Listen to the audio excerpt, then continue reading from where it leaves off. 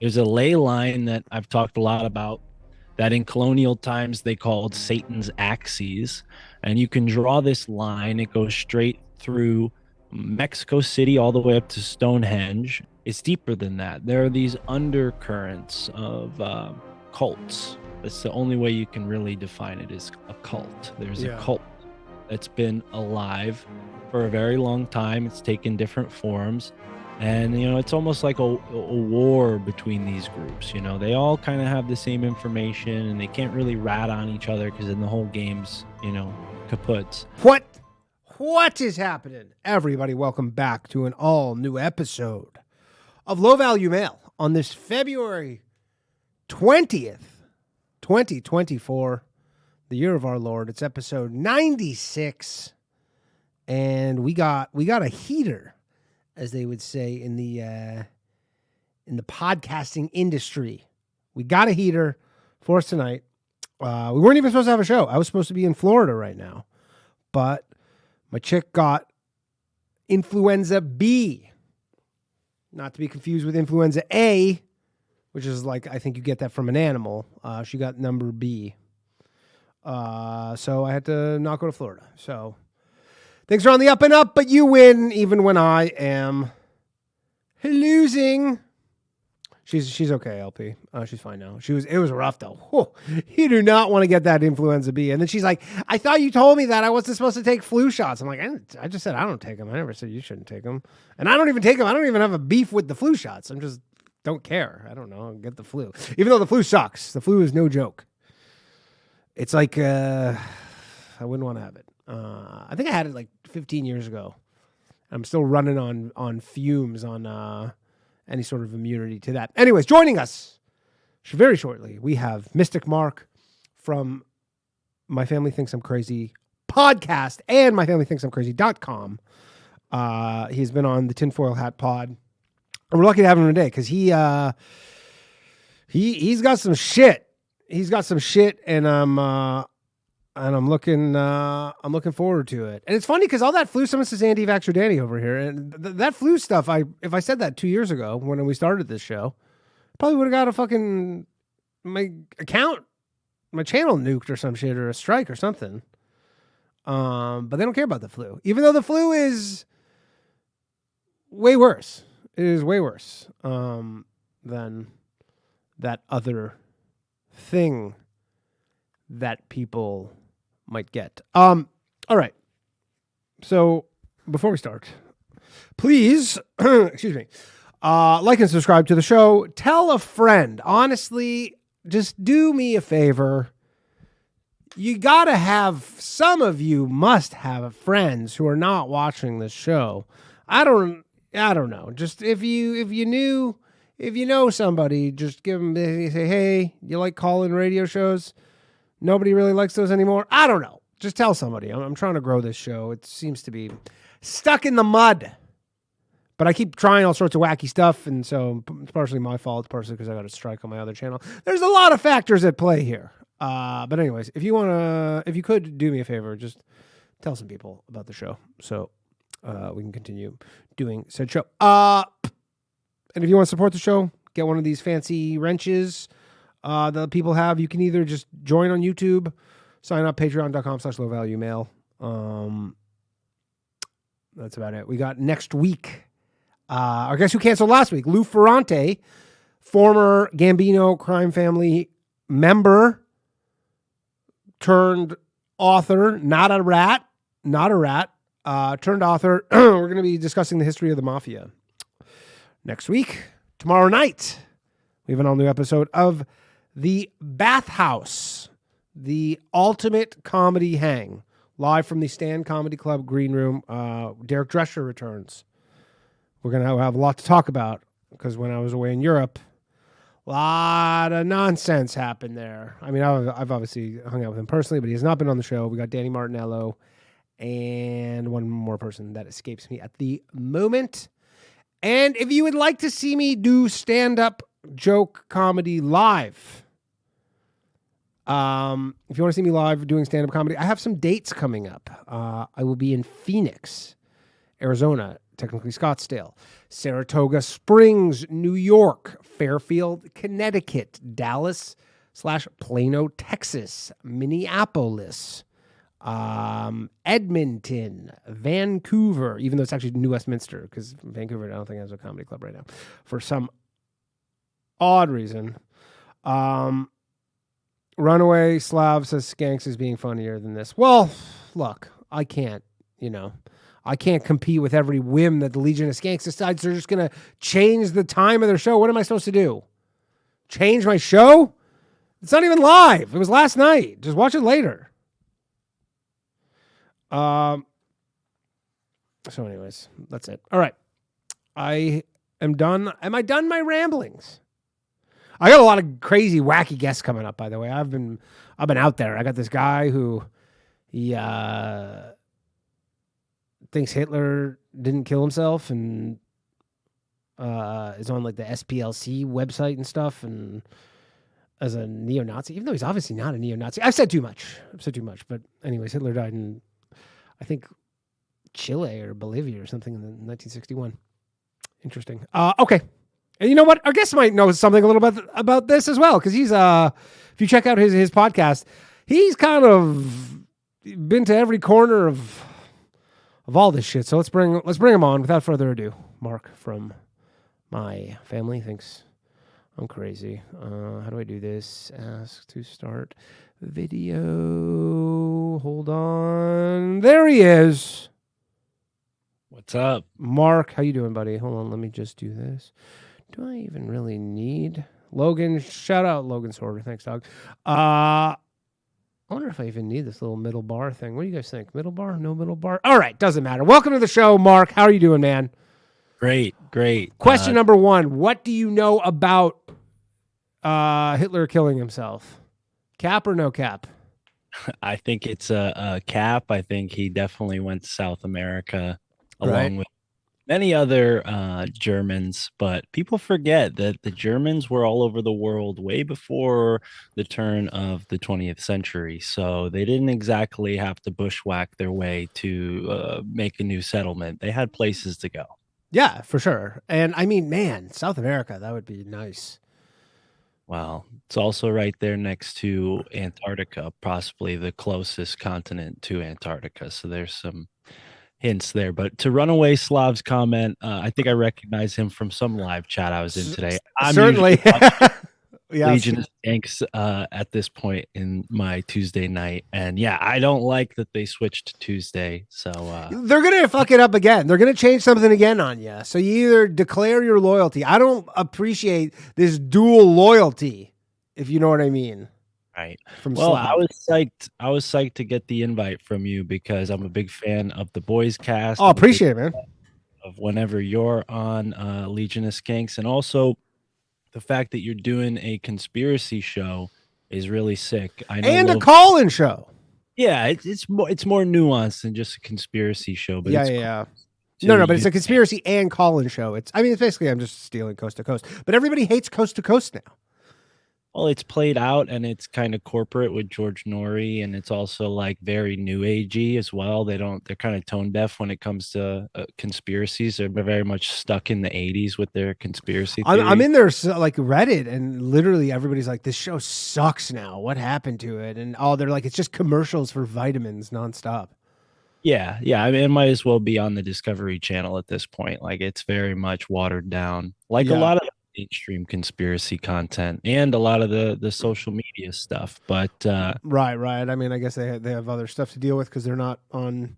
I mean, as much as we complain about the YouTube and all the censoring on YouTube, like I imagine being on terrestrial radio is like a whole different thing. Yeah, absolutely. I've been on it a couple times. It's fun, but I think people prefer podcasting now, especially.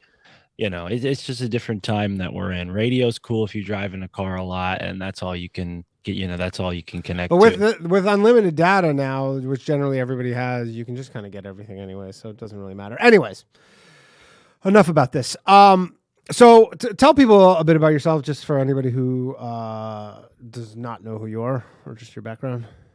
Cool. So I started my podcast. My family thinks I'm crazy around the time that I started working for Sam Tripoli. I met Sam at a show in New York, gave him a book. We struck up a conversation, and then I was on his Patreon show a few months later.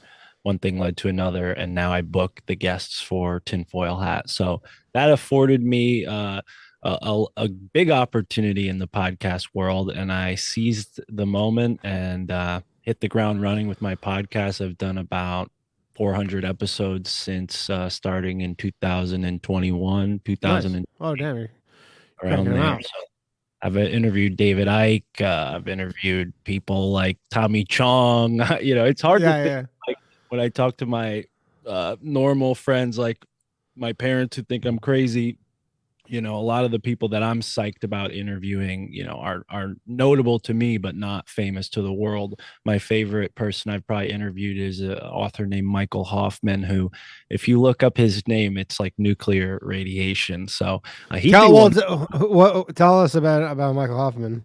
Oh, Michael Hoffman's the best. Everyone at the ADL and those groups think he's a anti-Semite, so that Well, should that was give the you. same thing with this guy. His name's Harry Cooper, who I was just talking to today from Shark Hunters. I don't know if you know who that is, but he basically it's his thing called Shark Hunters, and they just go and it's like a historical thing where they just go find all these like essentially Nazi sites in South America and like all these like secret Nazi things but it's from a historical perspective. But then the problem is I guess there's some people who identify themselves as neo-Nazis who are like that as well. They're like, yeah, I like that. And then they're neo-Nazis. So then they're like, okay, well, this guy has fans who are neo-Nazis. So then therefore he's a neo-Nazi. And you're like, well, then that means the Canadian Parliament's all neo-Nazis.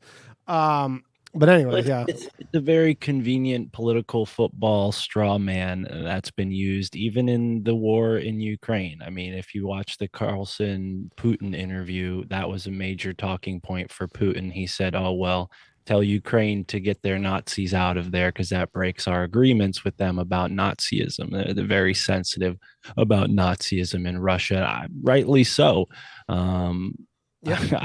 I liked what Putin had to say for the most part. But as far as my podcast goes, it's really interesting because when I first started this journey, I never listened to podcasts. I was very much someone who questioned everything. Podcasts didn't really exist when I started this journey, I guess. But I would find books and weird people and these little pieces of information would just kind of stick with me here and there. And the way life works, I really believe in synchronicity and not in this new agey astrology relationship kind of way. But when you announce your purpose to the universe in a confident way, in a private way that you are willing to dedicate yourself to, the universe responds. Whatever that is that you believe in. I personally believe in a creator. So the creator may have a hand somehow along down the chain in that process. But I definitely am not delusional enough to think that God is like talking to me directly with these synchronicities. It's a sort of spiritual physics that we don't understand. And for me, little personal anecdote, my great grandmother danced with George H.W. Bush at a ball in New Haven. She liked to get around, When was this? this was in the early 20th century. She was alive when I was born, and she was in her 90s, so she had lived for most of the 20th century. And yeah, so she danced with George H.W. Bush, and I only found that out after I had begun my Like when he research. was younger? Oh yeah, when he Like, was he was married at the time. It was a polite, oh dance. yeah, It yeah, wasn't yeah, it anything wasn't. romantic, but yeah, and she also got asked out by Frank Sinatra, but that's a different story. So Whoa. yeah, but my personal kind of connections to all this only dawned on me much later. I actually was in George H.W. Bush's former home the day he died. I was a delivery guy for a bakery, and I would deliver breads all over Yale. And one of George H.W. Bush's former residents is now a part of the Yale campus. It's the Department of Economics classroom building. And I would go there every Tuesday, jump over a wall, get through a back door, walk up through the basement, and open the front door, leave the pastries, and usually take a newspaper and see what was going on in the Yale Daily News. And that day, it just so happened to say like George H.W. Bush, former resident of New Haven, 88 Hill House Avenue, the exact address that I was standing at, former resident of New Haven, passed away today. So that was one of many like weird synchronicities. Like how many people are in a place like that to receive that kind of information about someone who was not only in Skull and Bones, but the son of the man who stole Geronimo's skull from his grave. I was introduced to that fact when I was in community college. I would go and smoke blunts on the green, which I now know is this really, really incredible mystical place. But back then I didn't know that. And I would go there and I would smoke. And one day this Native American guy came up to me. And I'd never seen a Native American in this part of the They don't seem city. to be in the Northeast a lot. Exactly. You don't. Yeah, even though the names are, they have the names are everywhere. Oh, yeah. But Yeah, the state of Connecticut is a native word. It's one of the few states on the Northeast that has a native word. But yeah, so he was kind of a stranger in strange lands, and I was always interested in people who are strange because I stick out like a sore thumb. I'm a big, tall hippie, and I definitely looked more hippie-ish back then, if you could believe it. And yeah, I struck up a conversation with him, and he told me the reason he came to New Haven was because he'd grown up in Arizona, tribe, connected to the Apache. I don't know the exact name. He went to prison. And in prison, he felt like, he really wronged his culture. He wronged his ancestors. He wronged his tribe by being a felon, right? mm-hmm. So he gets out of prison, and the way that he, reconciles this damage he feels he's done to his familial connection is he goes to New Haven, where he knew his ancestor Geronimo's skull had been robbed. And he'd stand in front of the Skull and Bones tomb every day at noon and scream Geronimo's name as loud as he could, like thunderous like roar. one time or just over and over again. Just once every day at noon to send a message and also to send a prayer to his. Was he yelling Geronimo? Geronimo, yeah, and I stood with him. I stood with them a couple times. Everybody's like looking around being like, oh yeah, you can imagine the scene on a Yale campus, especially with the student body today. It's all like Asian students and, yeah. who knows what. I won't get into that. But back then in 2012, I was just like mind blown by all of this. And, I didn't really go to the city much at that age, but when I was there, it was like this whole different world. And I became really fascinated with like the huge difference, inequality between like the haves and the have-nots, right? Like Yale's this prestigious, exclusive institution with an even more, exclusive history of the secret societies. And I felt really like, this was something that was delivered to me, like a message like, hey, look into this further. And as my life progressed, I got different jobs that kept leading me back to New Haven and Yale. And eventually I was an Amazon delivery driver when the whole COVID thing went down. I loved that job because I would literally just listen to podcasts and like, it was like school, but I was getting paid to learn because I'd listen to all these conspiracy podcasts and smoke weed on the job and just, keeping it moving, hustling. And then COVID came, masks, lasers in your face. You got to do this, you got to do that. And I put this big like stink at work. And I was like, fuck this, fuck you guys. Amazon sucks, blah, blah, blah. And then the next day I was fired, which rightly so. I was, frustrated. Yeah. But it all led to me kind of being like, oh shit, well, I've been doing these podcasts with Sam. Why am I just sitting around not doing podcasts? Lit a fire under my ass. And as you can see behind me, I have like hundreds of books. So I've already been, prepared for this in a weird way. And it all just kind of came together. Nice. So how did the guy know that George W. Bush's, I guess would be grandfather, or Herbert Walker's father, how did he know that he stole his Geronimo's skull? So this is a complicated story. And I learned all this stuff from Amos, and it kind of just got tucked away in my mind. And then I went back and I verified it through different sources that I now have around me. This is my favorite book on the topic. But I'm sorry, hold that up in the just in front of your face. People can't see it.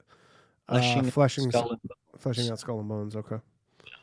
So it's well documented. One of the main things that I point people to if they're skeptical about Geronimo's skull and bones being taken, first of all, it was a story that Prescott Bush shared himself and bragged about, right? So there's anecdotal evidence that Prescott Bush, And did he dig up the body?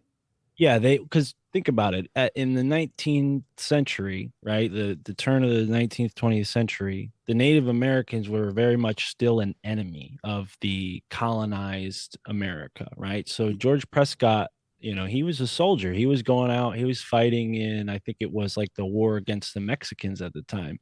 And the Mexicans had allied with the Apache. So, Geronimo wasn't just like a Native American criminal, because they were considered criminals back then. He was also like a enemy of the state. He was like this, the way we talked about Osama bin Laden and like Yeah, he was like a terrorist, basically. exactly. So having his skull was this tremendous trophy, like, oh, we beat the Native Americans in this war. So they went as young soldiers. I think they were stationed at Fort Sill in Oklahoma, which was right near where Geronimo had been buried. They went and they robbed his grave, and they brought his femur bones and his skull back to the tomb at Yale's campus. It's right on High Street, across the intersection from the Starbucks there. But yeah, the tomb has tons of skeletons in it. It's all alleged, but I can attest. My father works for the water company, and he's verified some of the things that I've researched, because he's been in the tomb for the utility capacity, working on the water and whatnot, not there as a member or anything. So he's verified some of the things that I've read about, and other people I've spoken to have verified things that I've read about. So I don't have a lot of trouble believing that Geronimo's skull was taken to the tomb for multiple reasons. We can get into the occult significance of why a group like Skull and Bones would want to collect skulls, but as far as like the kind of fraternal trickster prankster kind of aspect of it, it Yeah, was, it's just like kind of an old timey prank, I guess. It was like a yeah, dare they go called it steal crooking. Yeah. cooking, but it was specifically digging up graves and stealing skulls. Well, I have this suspicion that, in the early days of academia, when grave robbing was very much illegal, but things like autopsies were very much something people wanted to accomplish, they would hire young students to go and rob graves so they could have cadavers to study in the medical school. So yeah, this practice definitely evolved over time. And nowadays, maybe in the past 50 years, Skull and Bonesman would steal maybe things like license plates or, Yeah, just memorabilia. right. So you wanted to we were talking before about I don't know if your expertise per se. It seems like you kind of are a bit of a polymath, especially when it comes to all this. But like essentially American history was kind of like some, I guess, what did you say, secret American history?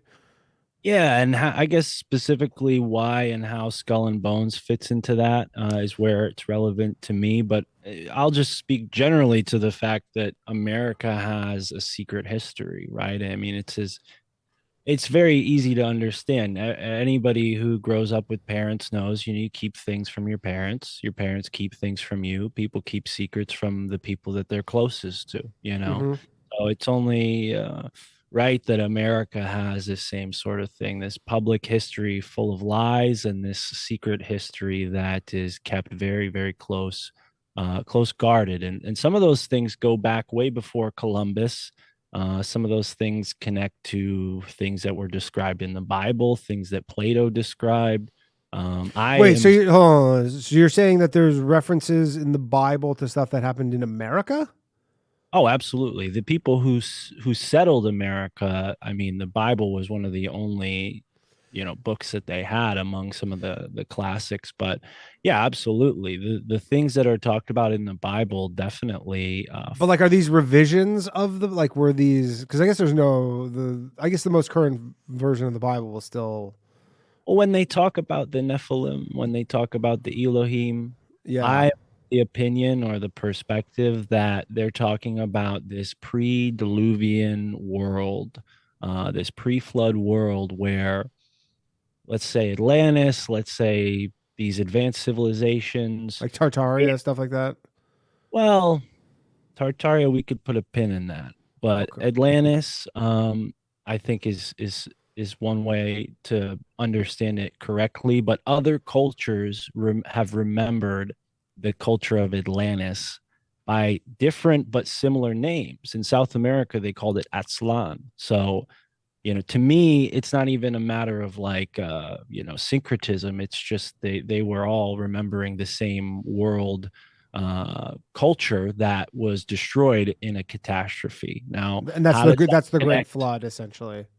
And how does that connect to America? Well, let's put it in these terms. There was a great catastrophe. The people fled. They went to other places. Time went on. A lot of people forgot, but some remembered. And when they remembered and they had the means to go back, they didn't forget what they remembered from the old world. And they used that to colonize the old world. When, what was it? Montezuma and those guys came to invade and take over the Aztecs and the Inca. They didn't do it blindly. They knew exactly who they would be meeting. They had a book this thick telling them all about the cultures they would interact with and how to accurately defeat them. That's why they showed up dressed in feathers and gold, because they knew that these cultures would consider them gods. So it's history has been taught to us in a very duplicitous way. It's been taught to us with a bunch of things that are like weaponized folklore, weaponized mythology. They fit conveniently into the psychological hero's journey that humans want to see the world in. But America is a story of villains. There's definitely more villains in our history than there is heroes, and Sure. I'm someone who believes in the Constitution. Hell, I live in the Constitution state. And I think a lot of people forget that Connecticut has so much importance in American history. So that's kind of why I do the research I do, because Yale University, Skull and Bones, secret societies, the oil industry, the opium trafficking industry, these are all connected. These are all connected to the banking industry, the Wall Street folks who, I mean, they're racketeering basically. That's all it is, and it's just collecting the wealth within bloodlines, and it sounds a lot more sinister than it might look from the people who witness the lives of these people, but that's the banality of evil at work. These people, they're so insulated from the victims of their crimes that they're never affected by it. It's like sitting on top of a tank that's a mile tall. You never feel the bumps from that's crushing. Yeah, you're saying you live in just a different Exactly. planet, essentially. And that's the kind of thing that America has designed from the beginning, right? There's been this class system that's inlaid within American culture that Skull and Bones is neatly rested at the top of. And, you talked about Hitler at the beginning of the show. Well, who financed Hitler? Skull and Bones did, right? And people associated with Skull and Bones benefited. And are these just financiers, essentially, like kind of high They're finance? people, well, they're people that want to see a certain, you know, turn of events take place. They want to put the dominoes in a certain way so that when it gets pushed over, they fall in the direction that they want it to fall in. They just have to set up the pieces. They don't have to push it over. That's kind of the idea with how these people work. They think in, generations, not decades, right? They think about their great great great grandfather, and their in turn great great great grandson, and what they've inherited and what they're passing on. And most people in America don't think like that. We think about what's going on in our life, and that's design. The education system has split into two branches: the enslaved and the enslavers. And you put it in those terms, and it's really brutal. But when you look at the university system today and what they have these children like sensationalized or fanatical over, it's race relations. And Hmm. I find that really distressing, because the true issues that are at work are class related. They're not race related. Race is a construct that was designed by these same people to divide us, and that's why these schools that are connected to the elite systems, they're almost being rotted away by their own toxins that they've spewed into the culture. It's kind of funny. There was a story that came out recently about Skull and Bones and how the members want to take all of the alumni's photos down because they're all white men. And it's like, yeah, Yale only accepted men until the 70s, and it only accepted white people until the 70s. And it only let women into the secret societies in the 90s. And so That's on and so forth. And it's all kind of snowballed yeah, to really, crazy. I I guess if you let women in secret societies, that's the end of those. well, That's that's what just they were what's awesome. saying in the 90s. And Shaft. exactly, a lot of the I think a lot of the old boys at that time realized that their networking structures were not going to do the same thing that they did for the previous 150 or so And years. what are like some other like notable members of Skull and Bones? Because it seems like in terms of the hierarchy of I guess colleges, universities, there's Yale's I guess is up there. It seems like Harvard is like. Does Harvard have an equivalent? Do they cross over into Oh one yeah. larger? What Like you have to understand is that like about the Bohemian Harvard, Grove stuff where like that's where they all go to? Like it's almost like a feeder system. what you have to understand about Harvard, Yale, Cambridge, and Oxford is they're all the same entity.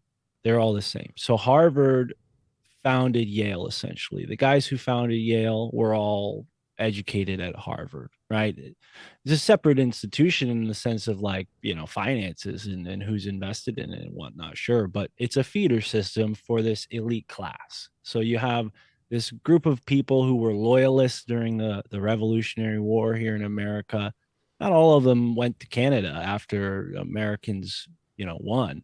They stayed in New England. That's why these wasps are the way they are. That's why New England has a pronounced different culture than the rest of the country. And it's kind of an anglicized European almost culture in many ways. Not everybody. I'm from, the Northeast and, very blue collar roots. So it's different now. But back then, especially when Yale was founded, it was all, people who had connections in Europe, maybe were politically ousted, right? So they came here for political power.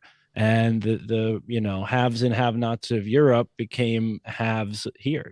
These people, they took advantage of America's new unfolding system. Um, but to get back to your question about Harvard and Yale, Harvard has the Porcelain Club, which is an equivalent to the senior societies at Yale. But the reason why Yale's secret societies are important compared to the other Ivy League schools is because Yale has always been connected to espionage. Okay. And that's what the secret societies are really about. It's about espionage. It's about warfare. You don't do this kind of stuff unless there's a war being waged, right? That war is being waged against the American public back then and now. And are they like doing this? I don't want to say on purpose, but like, is that the goal? Like are they explicitly trying to do? I can't imagine they're wanting to explicitly wage war against the American public. Like, is it just come down to all this stuff, just money in the end? They're just trying to acquire more money and resources. Yeah, resources. Money's not what they're looking for. Money's our thing. Money's how we're enslaved. Resources is what they're after. Land, resources. That's it. That's as simple as it gets. And industry as well. And you have to keep a tight knit on these things. They got to be sewn together real tight. And that's how they do it. That's how they accumulate power. And that's why the wars that are being fought in a way that people in this country, they think it's a democracy, yet we've been perpetually at war. And the anti-war movement wasn't just something in the 60s. This is something that America has historically always had, is grassroots anti-war movements, because America's perpetually been at war. America's not a country in the same sense that other countries are countries. America's more of a corporation being used by these elites Yeah. to meet a certain ends to a goal. So when you think about it in those terms, it's easier to understand how there's a war against us. It's not so much that we're their enemy. We're their slaves. We're being used. And that's how all cultures run in a sense when you look at it, you know, explicitly, right? There's Hmm. caste systems in every culture, Yeah, because it monarch. seems pretty common thing in most cultures. By the way, phone lines are open. Everybody, 1-888-949-2969.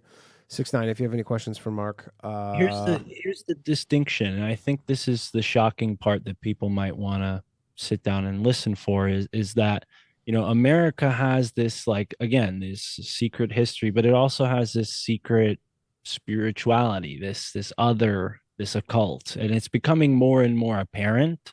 And the reason why that is because we're being initiated slowly into this talk about this occult stuff more, actually, because I see occult a lot. I see it used. I honestly sometimes I'm like I'm not even sure sometimes the context of it. Like when people say like a cult, like what are we even talking about when we say a cult? Like I had Isaac Weishaupt on the show, and I'm sure you know him, but he was talking about a lot about that stuff. And sometimes like I feel it gets. Actually, you know what? Hold on to that. We got a call, and then we'll get to that after the call. One moment, address that for please. sure. Yeah. Hello, you're on Low Value Mail. Who am I speaking with? Oh my goodness, I made it in. Holy. You did make Oh, hey, it. this is Logan. Sorry. What's Forgot up? to say. Oh, what's up, Logan? All right, Logan, you're on. Go ahead. All right. Hello. First time, long time. I always wanted to say that. Nice. Mark, I just want to say I love your show. You do good work. Danny, you're cool. I don't mean to be flirting so much in the chat. It just kind of comes naturally. It's all good, dude. I don't have anything constructive to add. I'm sorry. You just wanted to call in and just say what's up? That's cool. You can do that. That's Oh, actually, I do have a question for Mark. I can't hear him though. I'm here. He's there. One. Thanks for the Okay, so sorry. Go ahead. thanks for listening to the show.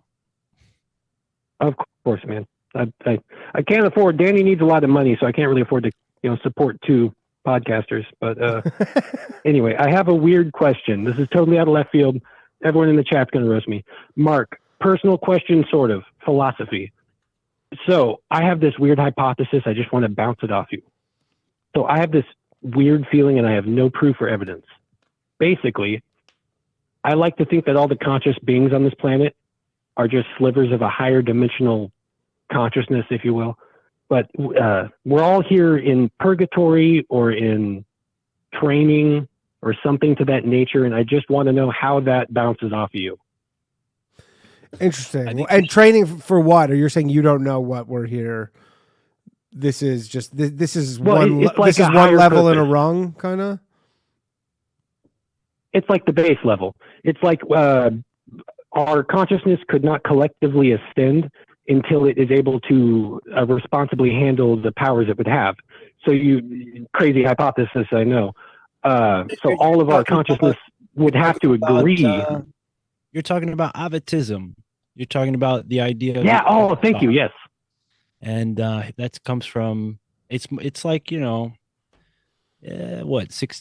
17th century Hinduism, this idea, and it's kind of like East meets West, right? Because people forget that a lot of the spiritual ideas now are actually like a mixing of when the East and the West started to really kind of come together. So avatism I personally think it makes a lot of sense, but I would defer to somebody who's an expert in it. But I personally, whenever I've listened or read stuff in that regard, when we're talking about us as like a holographic being in a larger sort of Matryoshka egg layout, where we're like connected to the dimension we can experience while simultaneously connected to, let's say, 12 others that we aren't necessarily consciously experiencing, but in a way, another part of us is.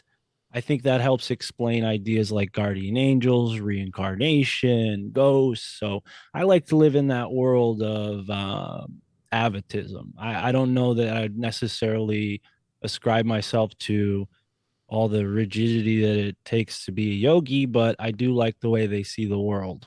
I think it's a very aesthetic way of life. So yeah, but it takes that kind of aestheticism, I guess, to to clear everything out and really see what the realm is for what it is. But Sam Tripoli talks about like we live in a realm. I think that's what he's kind of talking in layman's terms about, is we live in a realm, is avatism. So I encourage people to look that up. AVATISM, avatism. A lot of people in the chat are Thank you for familiar with tism. sorry, Danny. So yeah, no, it's all good. They know that second part. All right, later, buddy. All right. Hold I on, can everybody. address your occult question now. Yes, the occult stuff. So when people talk about the occult, because honestly, I don't like, I hear it a lot, and sometimes I'm honestly like, I don't get really the context of it. Like, are we talking witchcraft? It's a little bit of that. So let me explain it in these terms, because when it comes to like the way commonly the occult is used, I often take a lot of umbrage with it. I think people use it a little too freely.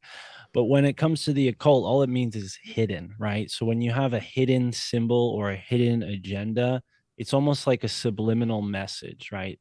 When people talk about occult at the Super Bowl halftime show, or when people talk about occult in a movie or occult on television, they're talking about subliminal messaging. The reason why they're talking about that is because we live in a world that's lying to us, right? We live in a world that is telling us that, oh yeah, America's a Christian nation. We're Christian. We believe in God. Go to church, read the Bible, kick a football, drink a beer, have fun.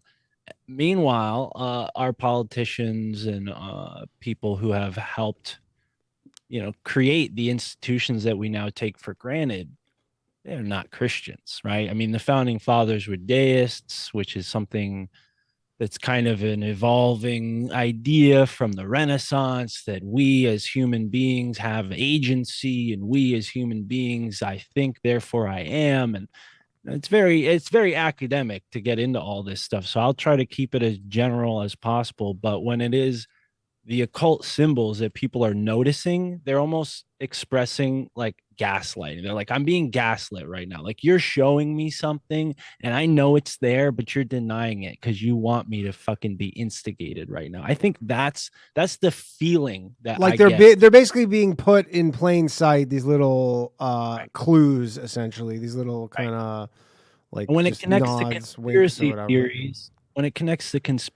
theories, it almost sheds light on this concept that a lot of conspiracy theorists call revelation of the method, or almost like a karmic defense, where they can't say these things explicitly, but in order for their karma, whatever that means to them, to be refreshed or renewed, so that they're not seen as sinners in the eyes of God. Sure. They need to basically spill the beans a little bit, to snitch on themselves a little bit, to put it on us. So because we're too stupid to figure it out, it's our fault, and the karma goes on us. So they can do all these crimes, and as long as they flash their occult symbols, they're justified. I think that's a stretch too far sometimes, but I do see the logic in that. But I again, like I mentioned Michael Hoffman before, a lot of his ideas have been diffused into the conspiracy culture without any real authorship towards him. So I think if people are interested in the occult, they should read Secret Societies and Psychological Warfare to understand how the occult is used in modern culture in a nefarious or in a sort of sinister kind of way. Yeah. Hold on. Let me take a call right here. One moment, please. Hello, you're on Low Value Mail. Who am I speaking with? Hi, this is hi, how's it going? What's up, Good. Danny? This is Kyle. Kyle, one moment, please. Kyle, you are on with Mark. Go ahead.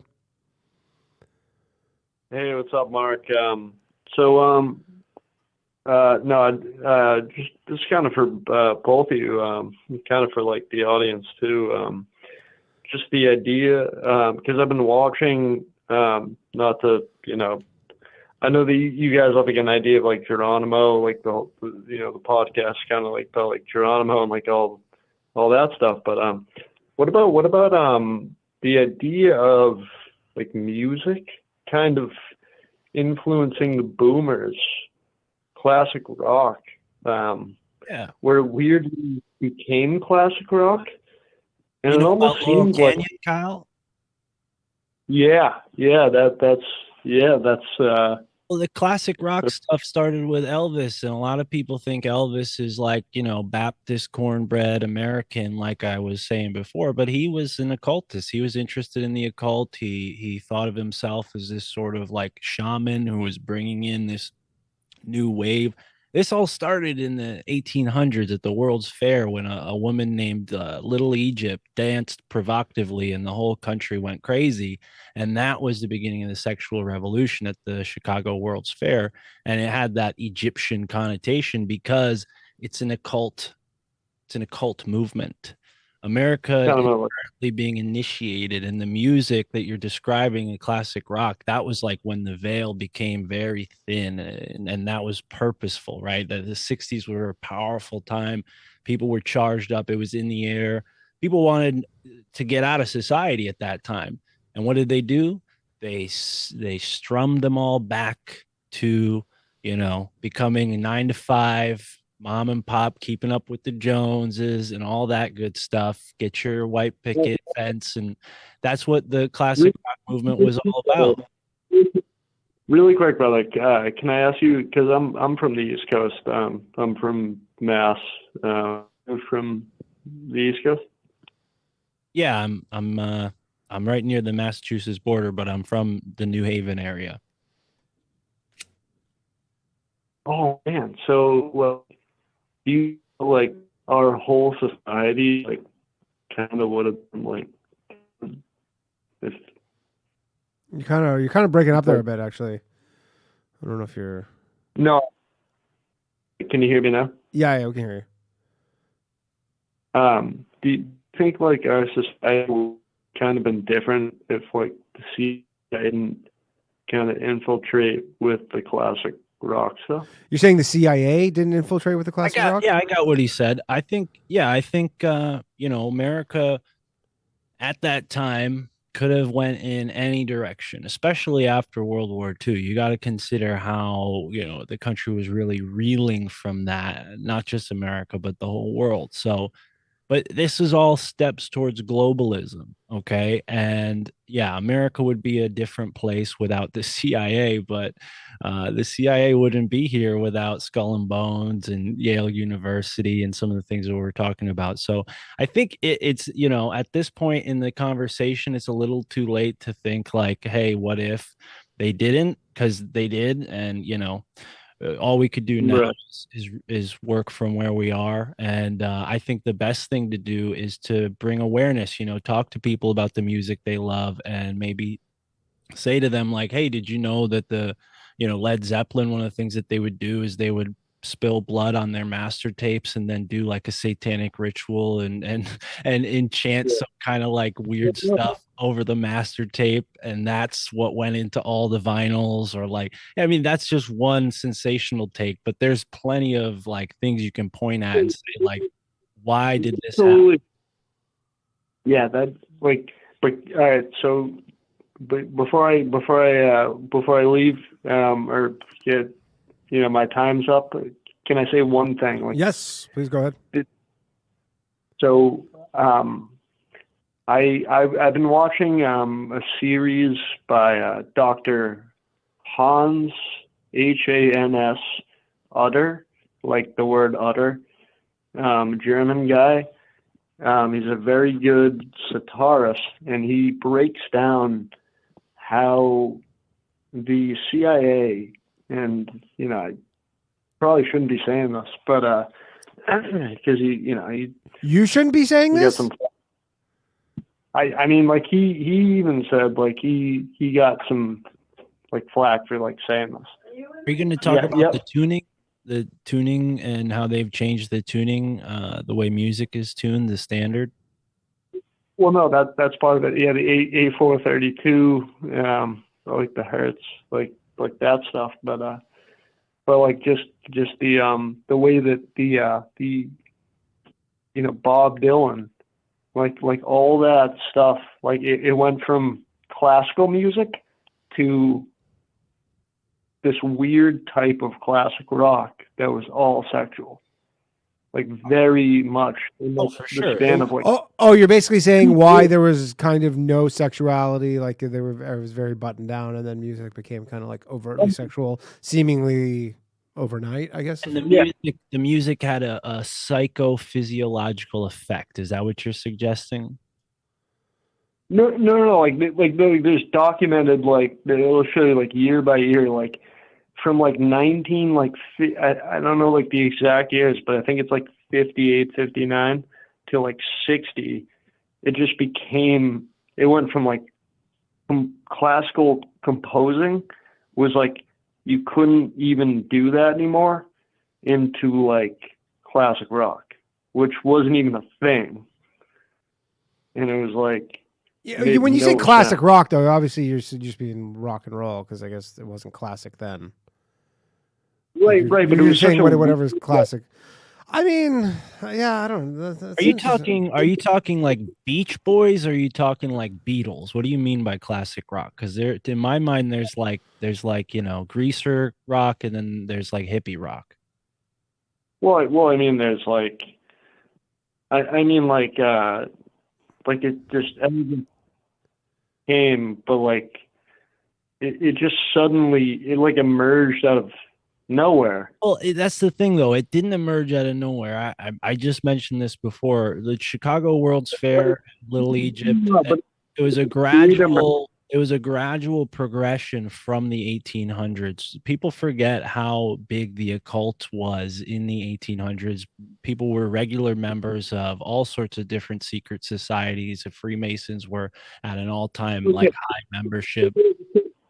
So maybe it didn't emerge out of nowhere, but classical music went no one. Who still that might be a taste classical thing, though. I mean, my Who parents still listens to classical music? The Chinese, the intellectuals. My parents are not Chinese, but they like that shit. I don't know, but yeah, not a lot of people.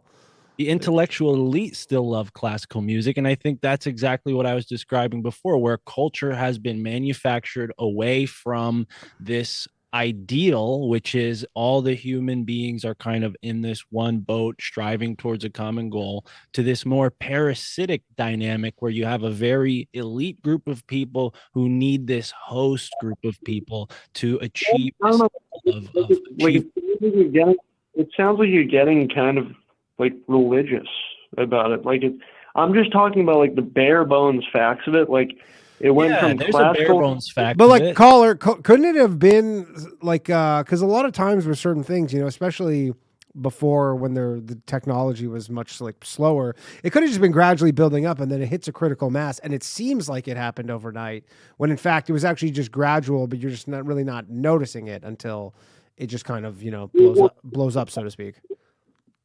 Well, Danny, I hear what you're saying, but think about this. Like, you literally have, like, it's the 30s. You have classical composer, you have folk music, and then all of a sudden you have Elvis. Was there folk music in the 30s? I don't see. My music history is not that good. I don't. Yeah, well, and that's the thing, though, is like it seems like there was Django Reinhardt and all that stuff, and kind of that jazz, and you had multiple factors going on. First of all, you have the Industrial Revolution, which is allowing for the mass production of instruments in the first place. So now people are getting their hands on instruments, right? They're not just like things you can make with your know-how and whatever you have lying around. I'm talking about guitars and things that need to come through a factory or some skilled craftsman's hands, right? These things start to get more widespread and available, so people start making music on their own. And these corporations, they need to own everything, right? So they own the style, they own the popular creators, they put these stars, these celebrities out in front of the public. This is all a very occult thing. You made the comment that it sounds like I'm being religious. I personally, I'm non-denominational. I'm almost agnostic. I do believe in a creator, but I don't hold to any, one denomination or religion. But when it comes to the elite and it comes to the factors in society, hold on, caller. Yeah, go ahead. When it comes to the factors in society that are being weaponized against us, which is what you're describing, I'm of the opinion that the people in the upper echelons of the society saw music's potential to facilitate certain emotional states, mental states, and they designed a culture where the common man would engage with music that didn't uplift them the same way classical music did. It didn't enlighten them the same way classical music was designed to do. So I'm not saying that classical music disappeared afterwards, because I think classical music was something that was cherished by people who saw the value in it and said, hey, this is something that's potent, it's powerful, let's use it for us. That's kind of the unfortunate thing, is absolute power corrupts absolutely, right? And you give these people the capability to say, all right, well, everybody's instruments are going to be tuned to this standard, and every company that makes music is going to be tuned to this standard. People are going to abuse that kind of power, whether it's music, whether it's art, whether it's government, whether it's technology. People are going to abuse power for greed. So I think what you're talking about, it has cultural implications, because it's the sexualization of a culture. It's the breakdown of a culture. It has to do with eugenics, population. It's very, very complex what you're talking about. Yeah. All right. One last thing, caller. Go ahead.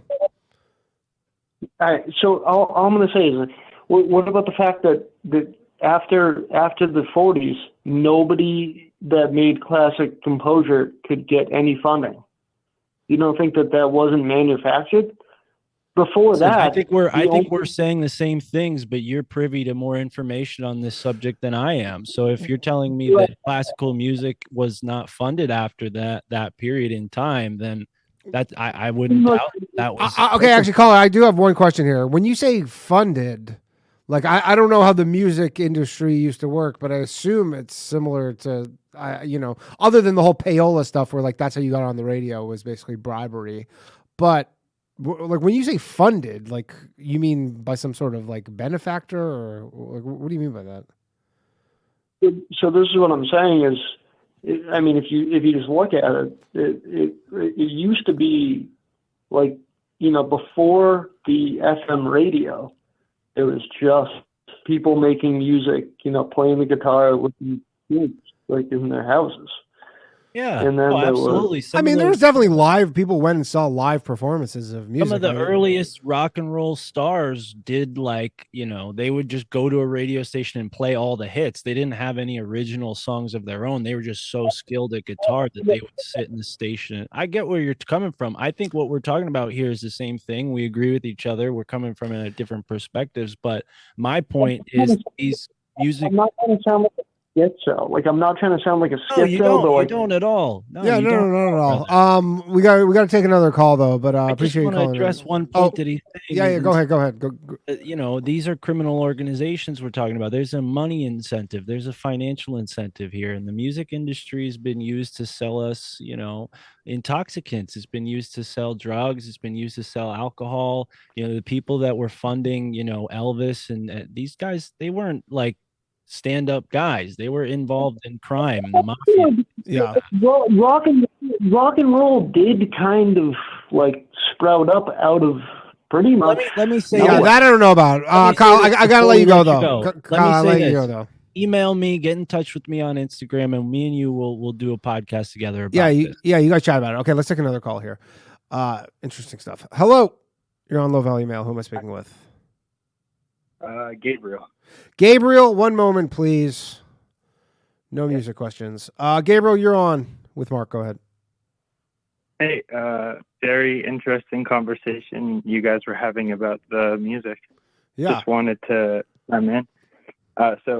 Folk music has been around for a long time, since like the 1800s. Okay. Coming over from Irish and Ulster Scottish people. The first recordings that Columbia Records did, one of their first recording acts, the Carter family, that you may know from June Carter, Johnny Cash's wife, that's her family. They were one of the first recording artists.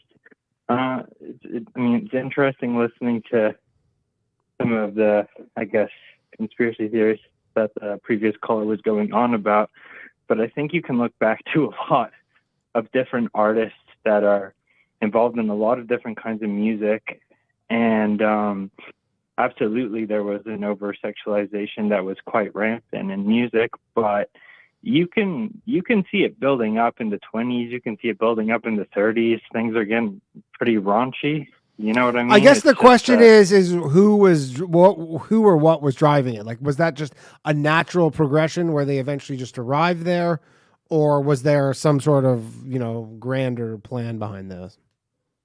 well, why can't it be both?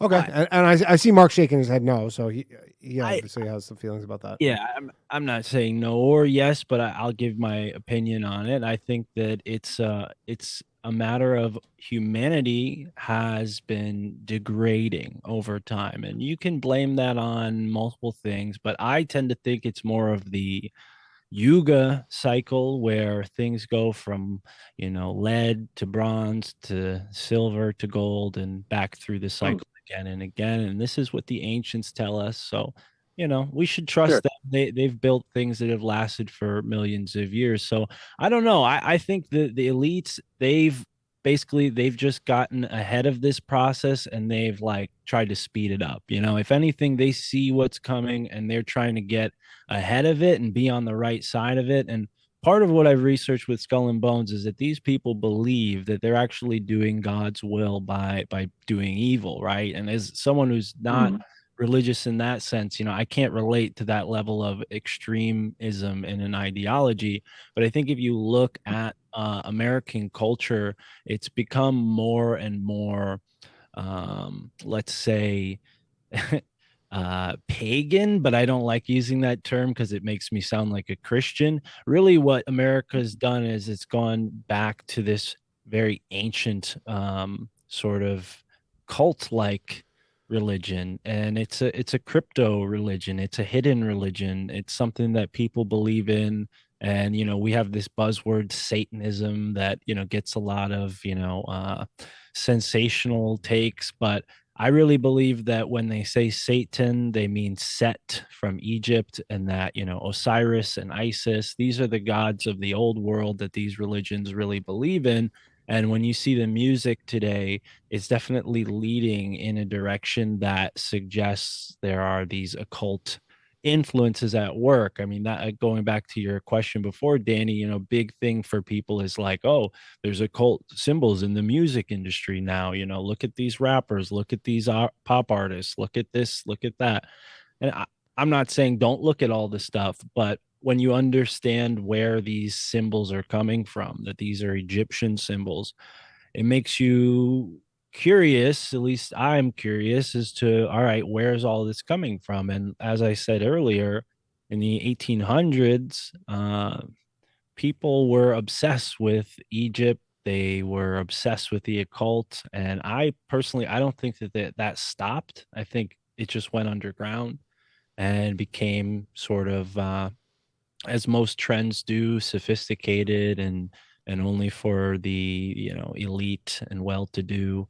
But yeah, when it comes to the music industry, to mention the previous caller's statements about classic rock and how it just seems to come out of nowhere, or it just initiates this degradation in quality of music, whether you're talking about the actual audible nature of the music and frequency and tone and harmony and in the chord progression. I've talked to musicians who say a lot of the music is like regurgitated. It's a lot of the same chords, especially pop music. Now it's pop music is like two different chord progressions essentially. Right. So, and I think that's been weaponized against us, and that's what the previous caller and maybe this caller is also in agreement with, is like, yeah, the music is being weaponized in like folk music, which thankfully. And now to what, and when you say weaponized, like to what end? Just to make us kind of complacent and just. Yeah, I think, it doesn't serve society to have a bunch of critically thinking intellectuals. I think, at least that's how the elites see it. Maybe it does. Maybe they're wrong. And this is the weird way that life evolves, and it needs to like swing to this very far degree on the pendulum before it swings back. And then we have, another renaissance where most people are kind of in the know on all things. But yeah, I mean, it's obvious. You look at social media, you look at music, you look at culture today, it's very low IQ. It's like it's driven to be low IQ. Yeah. Anything else, caller? May I? Hello? Yeah, you're on. Okay, may I interject? Sure. Go ahead. I agree, and I agree to a certain extent.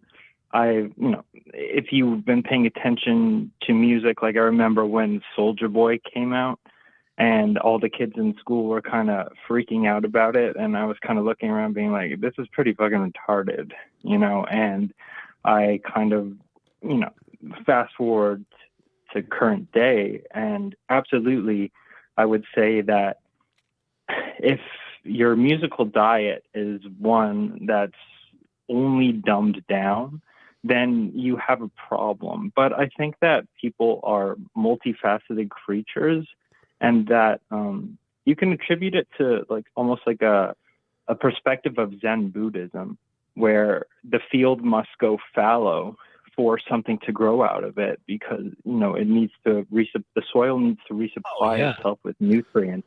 But for myself personally, I love a lot of classical music, and then sometimes I'll throw on some stupid fucking Aqua and bounce around to Dr. Jones like an idiot, And so I don't want to sound like a snob over here. I hate all music and it's all dumb. Like for me, rap was a huge, educator. Like I listened to a lot of underground rap that used to be about conspiracy theories and questioning the norm and going against the mainstream. Nowadays it's kind of shifted away from that, but originally rap was very much like a enlightening, illuminating kind of thing. So to your point, yeah, things always kind of go that way.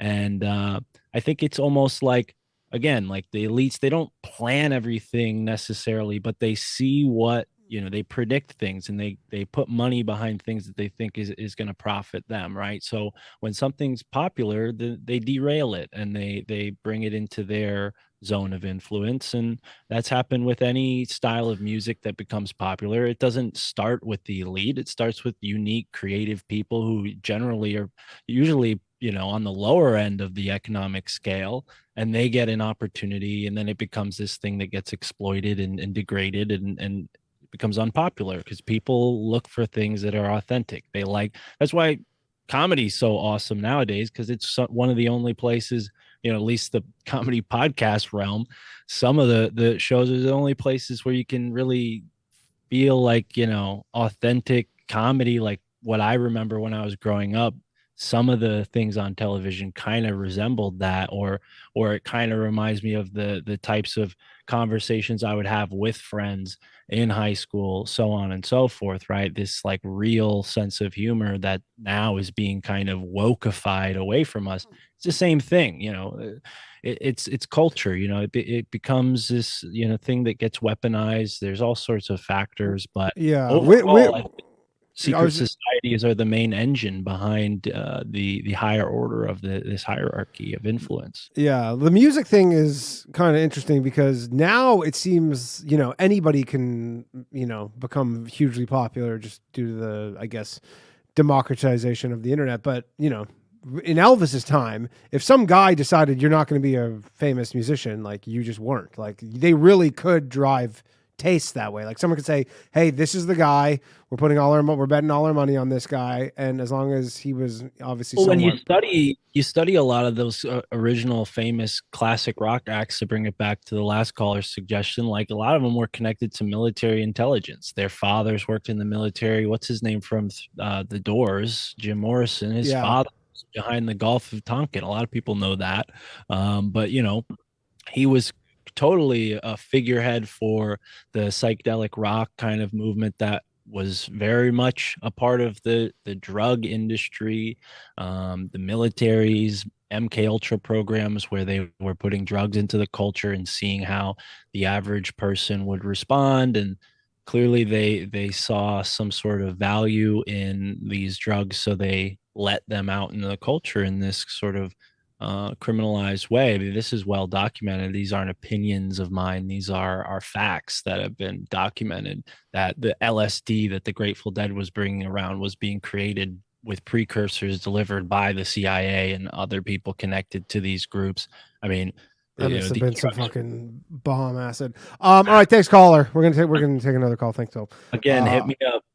Yeah, and we'll put that in the comments or whatever below, so people can contact you. One moment, please. Hello. You're on Low Value Mail. Who am I speaking with? Hello. Whoa. Can you hear me? Yes, we can hear you. You are on with Mark. Who are we speaking with? Nice. This is David. Hey, David. All right, go ahead. I was just calling in. I wanted to ask Mark. There's this documentary out there. It's called Secrets in Plain Sight by Scott Onstott. And it kind of goes into like the occult layout of like DC and like different cities in America. Just wondering if you've heard anything like that. Yeah, that's actually one of the things I was prepared to talk about tonight. That factors into my research pretty heavily. Washington, D.C. is a whole, mystical landscape, right? And one of my big revelations actually was me going down to D.C. during the first summer of the pandemic.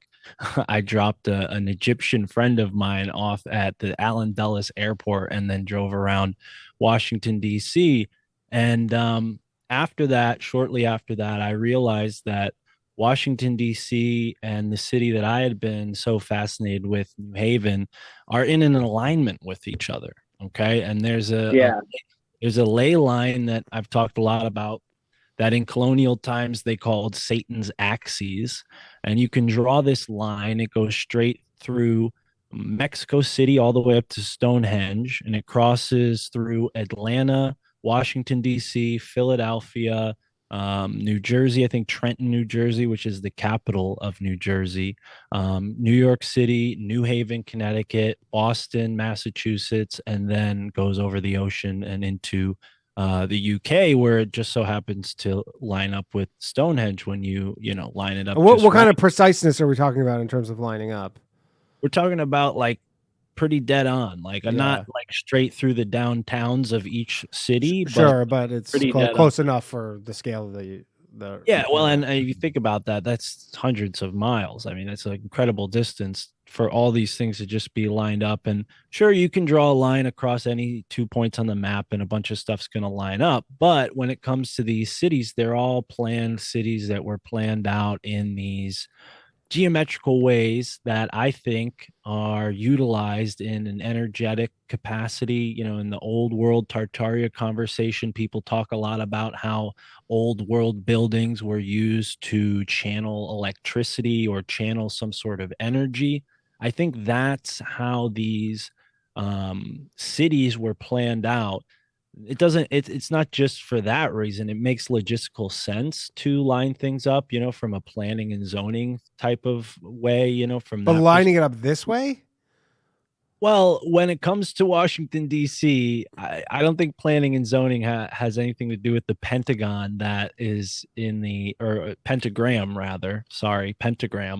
that's laid out in the city streets. That one's obvious. Anybody could look up Washington, D.C. layout and see the pentagram.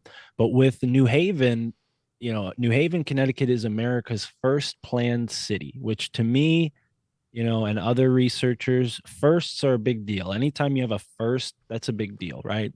So New Haven's the first planned city, and it's planned out in a 9-square grid. This 9-square grid, this shape is used in Kabbalah magic. It represents Saturn. The 9 squares represents Saturn. And Washington, D.C. has its own magic going on. Again, I haven't spent enough time with it, but there are definitely people doing the research there. With Philadelphia, you have an incredible, just again, mystical landscape.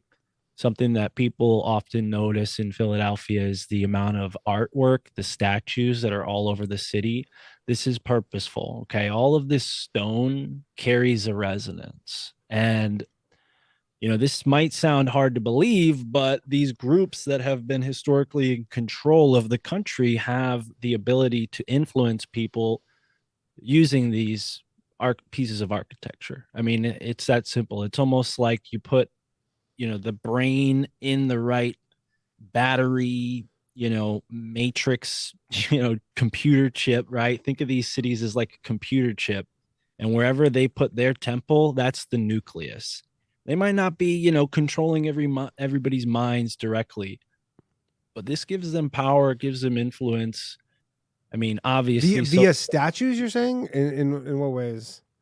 well, statues are in a way like the definition of the living art of a place, the culture of a place, you know, standing there like in form. It's like it takes on a very almost like intangible kind of sense. But when it comes to these groups, they obviously have sociological power over people. The networking, those are the obvious things. But when it comes to this like hidden religion, that's where they show it off, or that's where they initially showed it off. Now they show it off in Super Bowl commercials and things like that.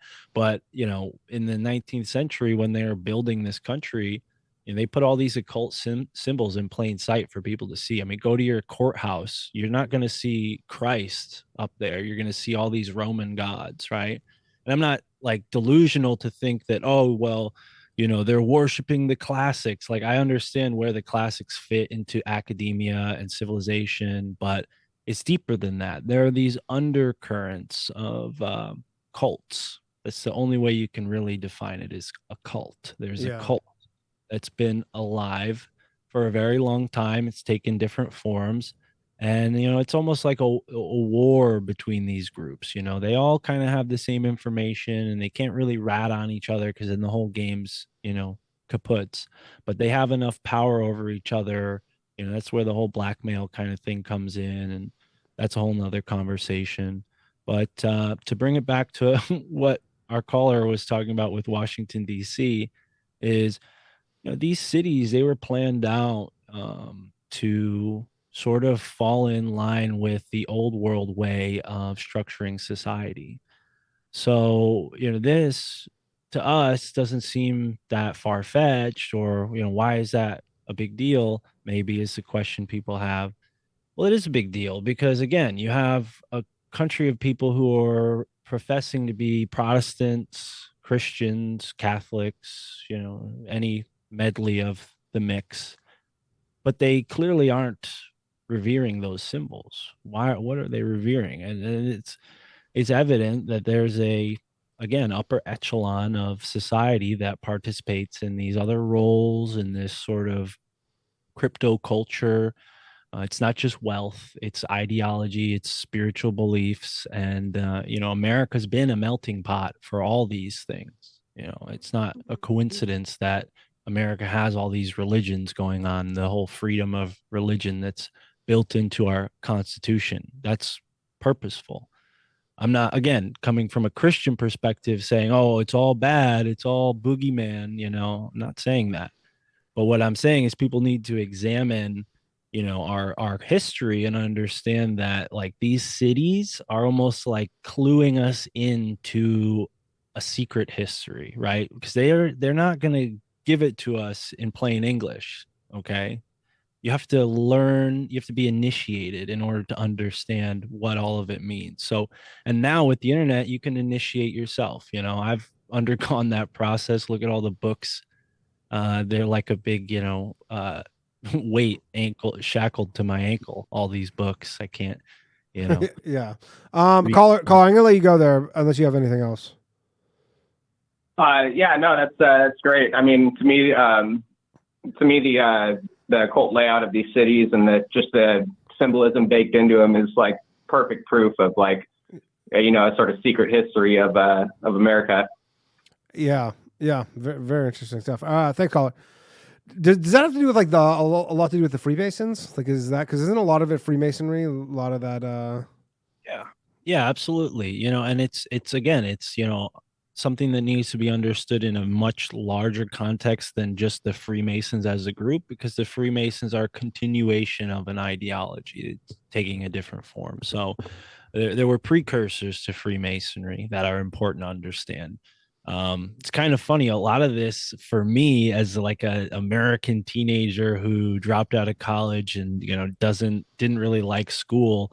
Like it came to me through smoking weed and playing Assassin's Creed, that video game that is based on a lot of historical stuff. And I didn't obviously base all of my stuff just from the video game. I took it to the books and tried to back up what I was learning in that game. because there is real information in that game if you can pick up on it. Hold that thought. I want to take this call. Hello. Hey, Danny. What's up? How's it going? This is Goob, right? This is the Goob, yeah. Goob. All right, you're on with Mark. Go ahead, Goob. Hey, Mark. So you were just talking about how the cities were designed in the old world style, and that gives them influence and such. And so I was curious what your opinion is on most of these old world buildings being destroyed and the conspiracy around that, and, you know, seemingly the same people responsible for destroying these buildings, why they might do that. Yeah, so there's a number of factors. One thing that I'll tell everybody to do is next time you're in a building that seems to be made out of steel, there's a few ways you can figure that out. You might look around near the windows and the corners and you'll see dead insects. And you're like, why are there dead insects, right? I mean, depends on the building. Some places are too clean for that kind of thing. But what's going on there is there's a negative dissonance that, you know, those bugs or whatever insects happen to be inside of that building for whatever reason, they're attracted to that, but then it kills them because it's like a negative frequency, right? That these modern buildings give off, right? And Only the steel ones, though. well, I'm not an expert in it, but I did recently hear a podcast that I could send to you so you can link it in the description. People could follow up and check it out. But yeah, they were talking about this concept. It's kind of related to feng shui, but it's also related to construction, and the materials that we use have different energetic properties, and they all have a different frequency that they resonate at. And the theory is that certain frequencies are not suitable for organic life, and smaller, you know, forms of life like an insect, they can't endure that at all. It's like putting them in a microwave or something, right? Like, you know, Right. And then I guess the question is, what is it doing to us? exactly. So the thought that this great caller is bringing up is like, hey, why are they destroying all the old world buildings? And, you know, again, I think there's propaganda afoot, there's disinformation afoot. So always use critical thinking, even with what I'm telling you. By the way, Goob, when we say old world buildings, what time frame are we talking about here? Like, do you have any specifics? Typically people are talking 1800s according to the mainstream. 1800s. Well, okay. yeah, and typically people are talking about masonry buildings. They're talking about anything built out of stone. You know, not necessarily because, you know, some modern constructions incorporate masonry, but there's a style of building that, you know, just isn't. You could say it's not in fashion anymore architecturally, and that's true. But a lot of people have become suspicious because, yeah, it does seem like there's like a move to erase these buildings from history. And again, I think there could be disinformation there. So again, take everything even that I say with a grain of salt, and especially what you see on social media. But with the whole old world thing, I think it is very interesting to ponder the concept that, you know, things like electricity in the form that we know today, you know, they're not the original implication of this technology. It's a sort of The other. it's become like planned obsolescence, where instead of building things that work for a very long time, they build things that are cheap and easy to replace so they could make more money off of it. I mean, that's one real simplistic economical way to look at it. But I think the old world buildings, they have a frequency, they have a harmony. Go into a cathedral that's, you know, more than a couple hundred years old, and you'll feel what I'm talking about, because these buildings are designed to not just with the acoustics, but the actual resonance of the earth itself that we as human beings are all connected to. We all, our whole, you know, organism is affected by these energy waves, right? And like, you know, it's a very, you know, base level type of thing that affects us possibly in a psychosocial kind of way, where when we go to these buildings, it has like a healing effect. It has like a beneficial effect on society and the overall mood and health of a people. And now we've moved into a modern world where health has become a commodity. So if you have bad health, you are worth money, right? So think about it in these terms. If they have a bunch of buildings that freely heal people, that doesn't make anyone money. And if you look at the Ronald Reagan, oh, let's get rid of all the, psych hospitals, that wasn't about like keeping the psych people, the crazy people, and putting them back with their families or whatever. That was about destroying all these old places that have connections to America's history of homeopathy. A lot of people don't realize that at a certain point in American history, we had all of these amazing like health spa places that people who were sick or dying or had mental illness, they could go there and be taken care of by professionals in homeopathy. They would treat them with a number of herbal remedies that are not used today because of big you know who and you know what and all the things that we just endured in the past 4 years, and our health being commodified. That's as simple as it is in that sense. If you want to get into the conspiracies of it all, you could talk about MK Ultra. You could talk about what the psych meds are doing to people's heads. There's a lot of nasty angles to it, and the military is all over it. They're connected to it. The politicians are all bought and sold. They're not helping any of us. Yeah. And look at the state of mental health in the world today, especially in America. It's pretty bad. Anything else, Goob? Yeah. No, I agree with a lot of what you just said. I was curious what your opinion on the World's Fairs are, speaking of architecture. Yeah. If you think those were a lot of people what we're told or what? Yeah, a lot of people are trying to, blame a lot on the World's Fair these days. And again, I think there's some disinformation going on there. But what the World's Fair was like reconstructing the human mind into this modern archetype. They changed society. They created the future, this whole idea of, an industrial society and nuclear society. This was all developed by the same people who are part of groups that practice something called eugenics. Okay. And we don't need to get into that because I know you put your content on YouTube and that'll definitely get us flagged. And I've already said it a couple times. But yeah, it's Depop, right? That's as simple as it is. And there are groups that you can research that are very wealthy and connected to the same groups that we started this conversation talking about, Yale University. And I mean, it's very deep, sinister stuff. And the truth is, there's a group of people in the world that are parasites, and we're the hosts. The common person is the host. And I think at this point, they're like, you know what? We could use the third world countries as the hosts now. We don't need the first world countries as much. So I'm not saying that dark stuff. Yeah, I'm not saying they're going to get rid of us all, but I think there's definitely an incentive to make us all a third world situation. Yeah. All right. Anything else? Yeah, for sure. Danny, make sure you put his contact info somewhere because I want to reach out. But yeah, thank you for answering my questions. It will be below. All right. Thanks, Goob. And everybody go check out Goob's YouTube channel. Goob, go comment in the chat and everybody go follow Goob. He does some cool live streams on Sundays. All right. We got another caller. Thanks again, Mark, for joining me today. Hello. I think I know who this is. Y'all hear me? Yup. All right. I think you're on. Yeah, there you go. You're on. The only guy who calls from an anonymous number. That's how I know it's you.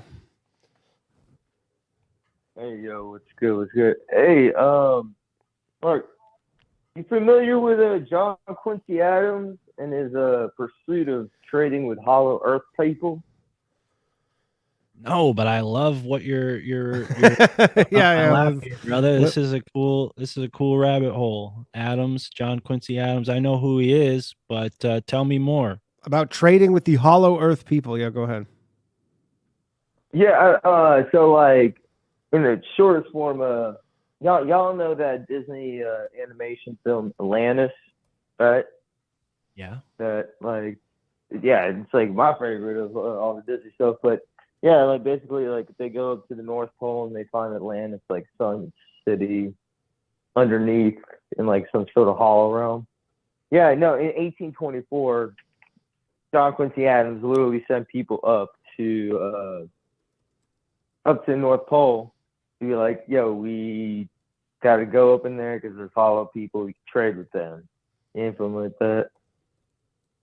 No, no, I'm glad you're bringing this up. And John Quincy Adams, now that I have his information in front of me, he's definitely from the milieu of people that I research.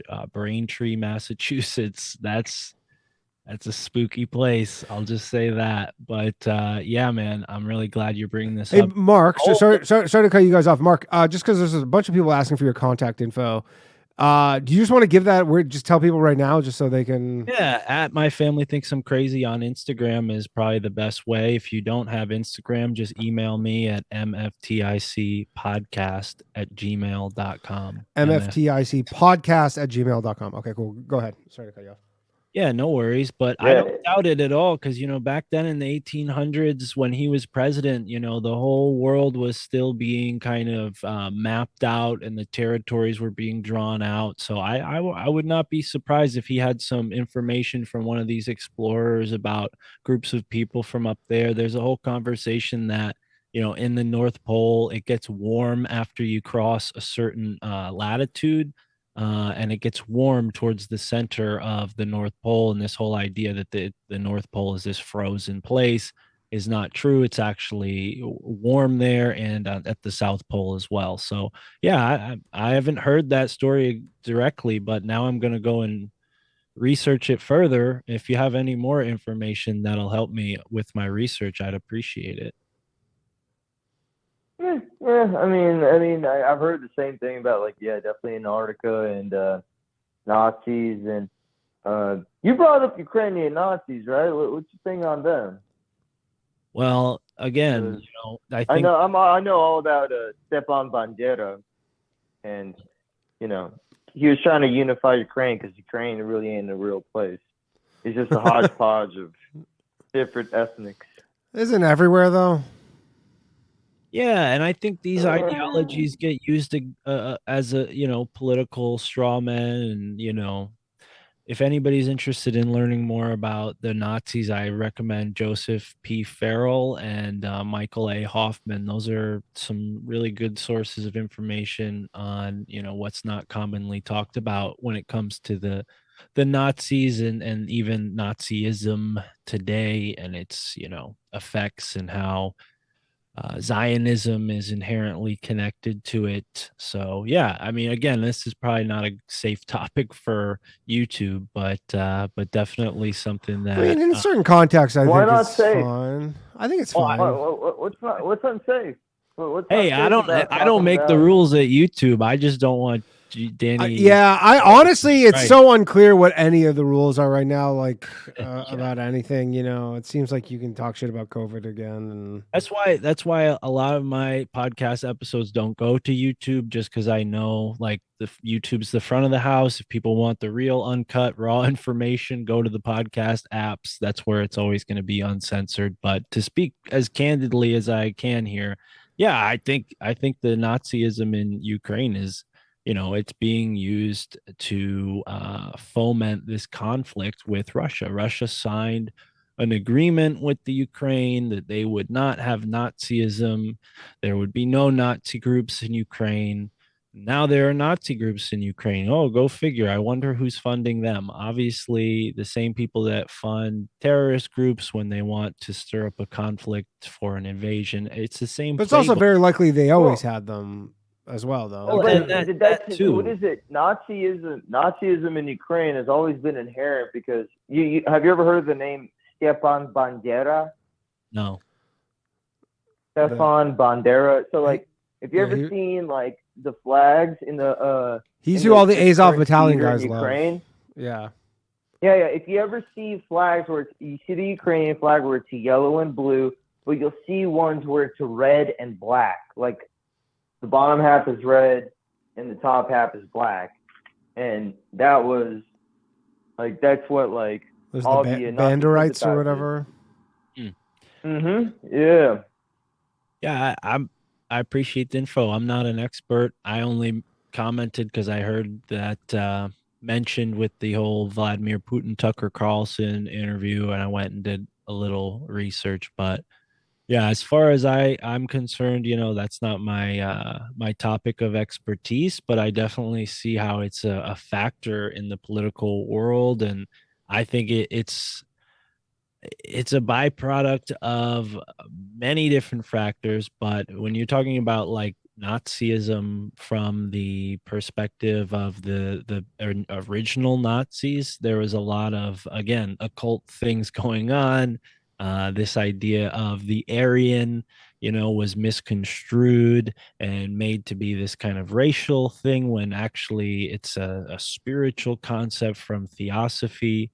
So I think in Ukraine today, people might feel, you know, the same kind of adversity that somebody in like a trailer park here in the United States would feel, and that might, you know, have them I turn mean, I to think it's all going to Nazism as come a back. sort of nationalism I or think it's.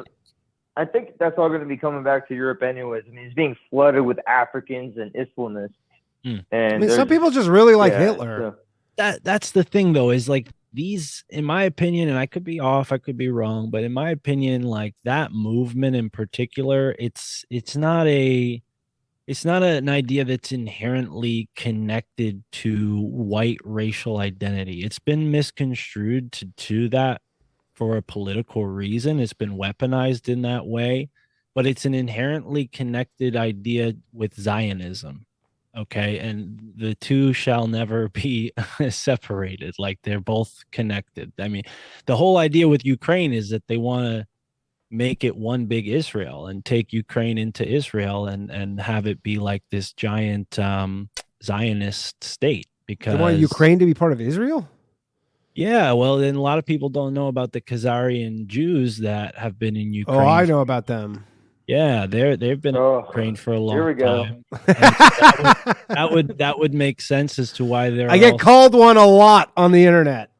that would make sense as to why there's also Nazis there if they're Khazarian Jews, because again, this is controversial stuff. I'm not like coming up with this off the top of my head. These are Yeah, other yeah. people's These are ideas. these are things people think. Yeah, but don't shoot the messenger. But I think the whole idea of Nazism is like it's like a weapon that has been used by the Jews to push their political agenda. So they have like a straw man enemy, so they could play the victim card. And that's a very simple way to put it. It's much more, complex than that. But I think that's inherently the essence of what's going on. And think about it like Vladimir Putin with the whole Russian Ukraine conflict. Like the Russians are not friends to Nazis at all. Like people forget how the Russians were involved with World War II and how many people died at the hands of the Nazis in Russia. Well, I think he's using. I mean, this is my basic interpretation, but I think he's using the Nazism thing, a denazification of Ukraine, as kind of this cudgel. When in fact he actually doesn't really care about that. He just knows that he goes, "Well, we can all agree we're all against Nazis, right?" And that's what we're doing in Ukraine. They just want the land, but he's saying, "Oh, it's like, were you going to stop us from getting rid of the Nazis? Like, surely America wouldn't stop us from doing that, would they?" Like, I think he's just trying to twist everything around to use it against. I mean, in the early 2000s, Putin had, even in the very late 90s, when the motorcycle clubs started popping up in Russia, especially like Harley Davidson type of motorcycle clubs, the leather jacket kind of dudes. Yeah. Some of them just like were like, yeah, pull out and stuff. And Putin sometimes employed some of them for protection. I mean, yeah, I mean, Putin got a lot of shine with this Tucker Carlson interview or whatever, but like, he's not a good guy. Like, all the people came around, they're like, "Oh, he seems all right," and then Navalny died, and they go, It's propaganda. He's KGB. Well, Navalny is an MI6 cuck. So, come on. Yeah. And plus, what is it? He introduced me to. I think he introduced the chant in because he is like he wanted to strip like citizenship from those of the Caucasus, and he introduced the chant. What is it? Kafkas ni Moskva, Allah. What is it now? What is it? Moskva ni Kafkas, Allah pidaras. Like, what is it? Moscow is not the Caucasus. Allah is a faggot. Like, really? He introduced that. Yeah. Well, if anything is going to get my channel in trouble, it was that sentence right there. Yeah, I bleep it, Danny, just to be safe. I'm not bleeping shit. You know how long it's gonna take me? Danny, this is about... Look, if my channel lives, my channel lives. That's how I approach things. Danny, I mentioned a prophet who is a pedophile married to a 9-year-old who slid out of a camel's asshole being born. You should probably bleep that part. But my last question was about the architecture. So like I love like classical architecture, especially like in classical Europe. And you know, I'm from Russia. I love like classical Russian architecture, and I've seen all of like a bunch of Europe and stuff, and also like old Spanish missionaries and cathedrals. What do you think was like the first school that like started to become like just completely bland? Was it brutalism? Because I've seen like kind of cool brutalist Soviet architecture. And like they make it look grand and impressive, but when was it? When a lot of Scandinavia.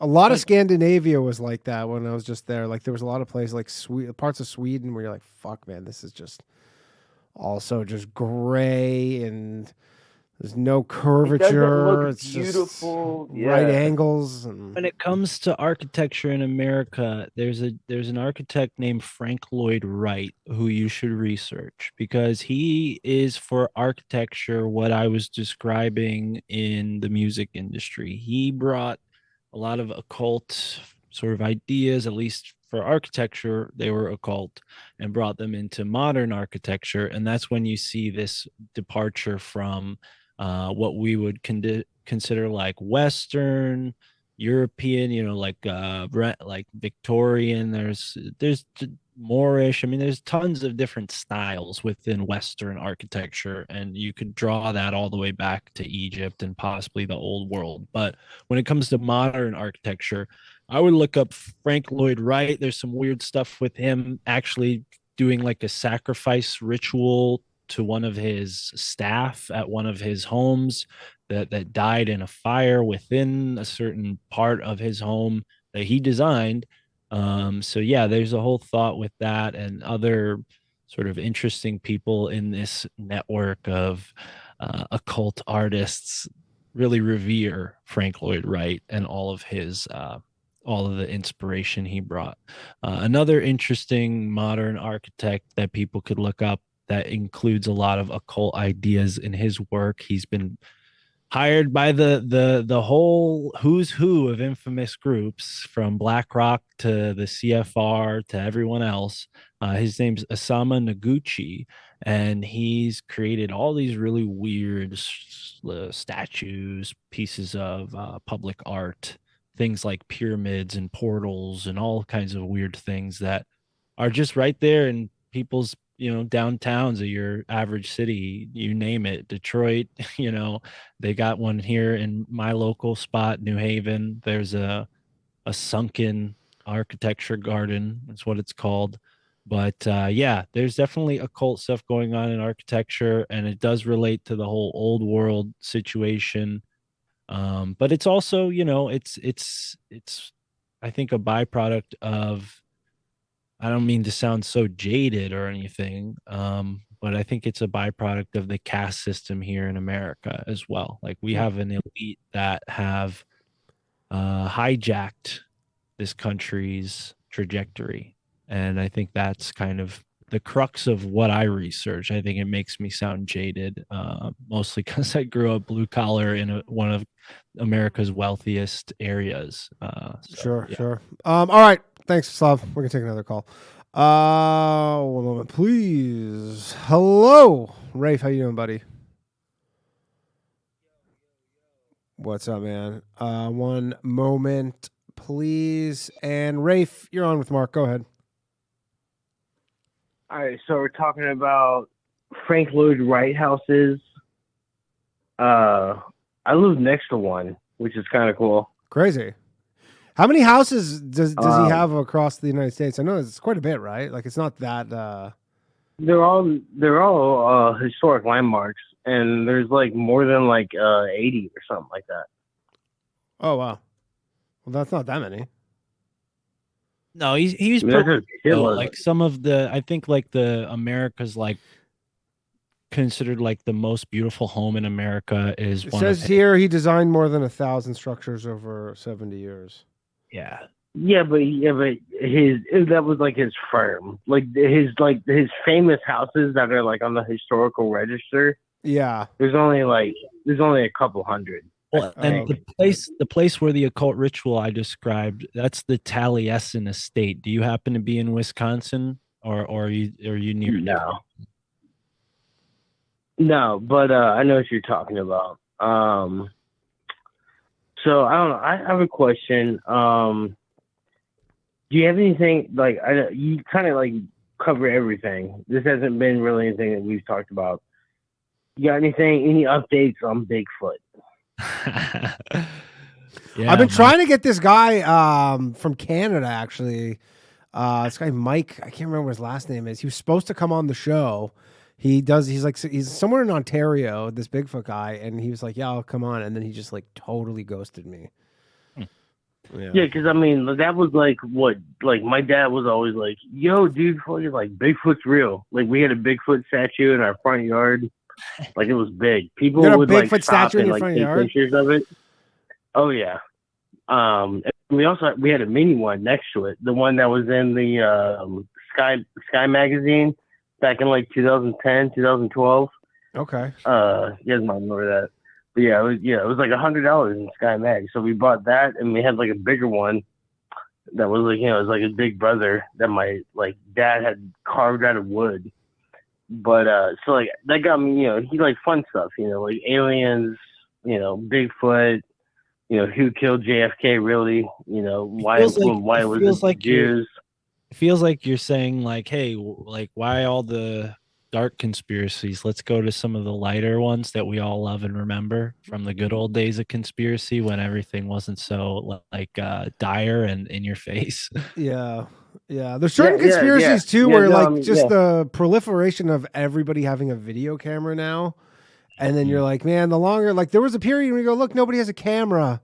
Like, of course we don't have any videos of this shit. Here's the thing about Bigfoot, to answer your question in a way that might be interesting, because I have the conversation often on my show with different people who have different opinions. Well, before you talk, have you experienced any like Bigfoot hearings or anything? Because I have been way up in the woods in the middle of bumfuck nowhere, Maine, and I've heard like, people like, it sounded like someone was banging sticks up against, trees. Yeah, like it was, and it was like. I mean, I guess I'll say because like as much as I'd like Bigfoot to be real, that's not one that I necessarily subscribe to. But I'm like, how? What's the explanation for they haven't found just like a carcass? Dude, you're from Canada.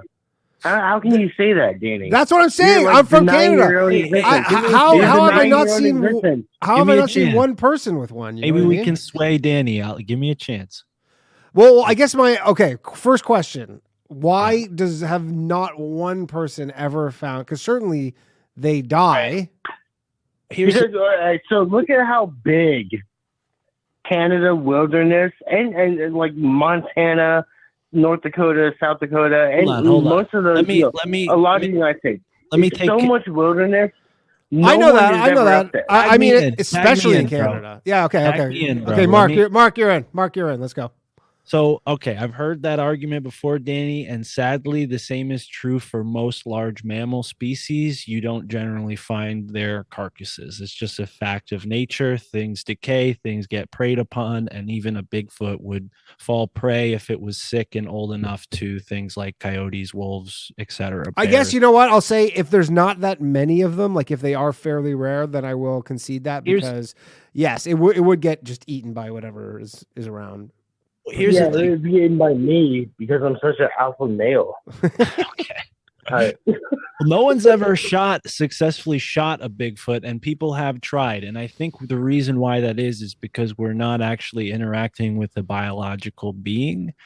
I think it's a little more nuanced than that, more complicated. Like these are almost like guardians of the forest. If that sounds like not like, I don't mean to sound so like Disney here, but like I think the reason why people have always seen these creatures, because they're not just an American thing. Like Native Americans obviously have seen them for much longer than the Europeans were here, and other cultures have similar stories and encounters with similar beings. And all of these beings seem to conform to their given environment. The Yeti is not the same as the Sasquatch. Dude, I mean, it's not the same as the bro, Yeti. you're sounding real like astronomy girlfriend like right now.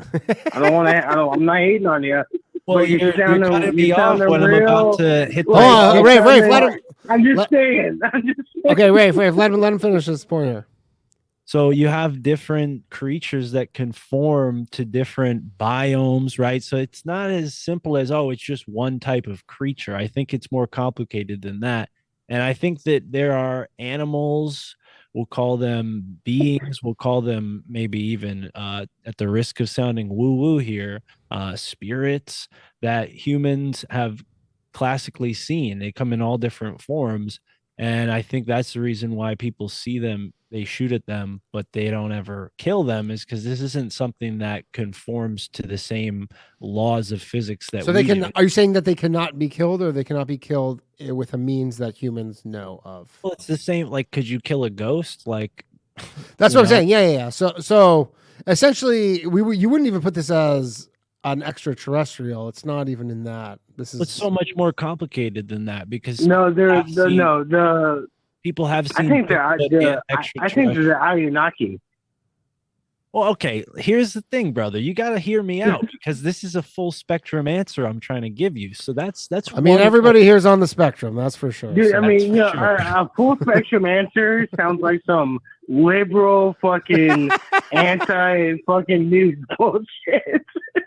well, we got to get the full spectrum answer. Rafe, let him finish.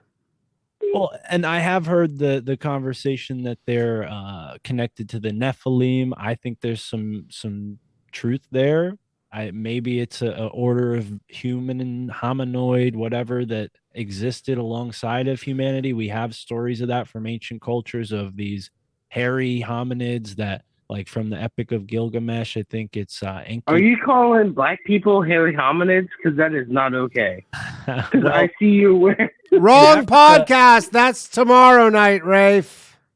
yeah, in Africa they do have stories of these creatures as well. They don't call them Sasquatch, but they do have their own equivalent creatures in the forests in I Africa. mean, Okay. I call them Sasquatch, dude. It's all right, dude. All right, Rafe, I'm gonna let you go. We're gonna take one more call here before we wrap up. Thanks, Dave. Rafe, everybody.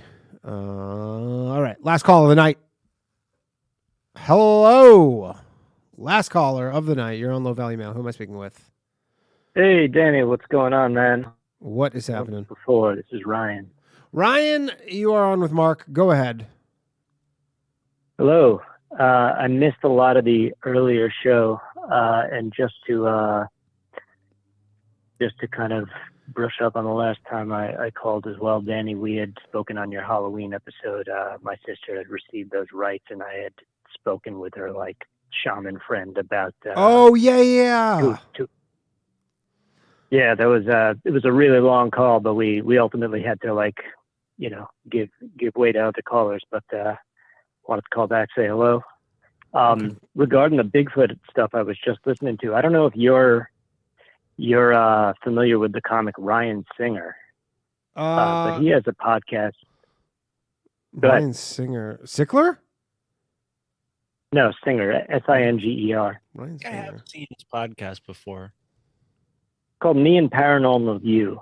Yeah. And he talks a lot about Bigfoot and Bigfoot expeditions and stuff, and he's kind of involved in going down to this property on Florida that he says has, I don't know, all sorts of weird activity going on. He might be an interesting guest to pursue in the future. Yeah. Oh, cool. Well, yeah, I'll hit him up. There's fucking 10 million comedians. To be clear, like, I don't think Bigfoot's necessarily a ghost. I just am giving you guys a spread of the multiple ways to interpret it. I'm more likely, I think it's more probable that this is some sort of creature that, if anything, is as intelligent or more intelligent as human beings. It just conforms to a different, morphology and ecology. It doesn't need fire Sure. to do what it does and survive and have communities and, be hidden from what do you call it, diurnal creatures, because there's a whole world of animals that only come out at sunrise and sunset. There's a whole world of animals that only come out at night. Humans conform to like one specific niche on the earth, and there's all these other niches that creatures like us could, we'll say, exploit from a biological standpoint. Fair. I definitely, I just wanted to let you guys know about the podcast and, cool. potentially offer another guest, but it wasn't the reason I called. Okay. Go ahead. Just curious, you're new to me. I'm no stranger to like conspiracies and weird paranormal shit. I kind of waver back and forth as to what my own position is. There have been times in my life where I've been deeper into it, and then times where I've definitely pulled back for a number of reasons, not just because it felt like it was, you kind of become a little obsessive about it, and then all of a sudden you see it everywhere, and sometimes that's really more your own doing than it is the truth of the matter, and so it's good to step away from it for a bit. I was curious as to two things.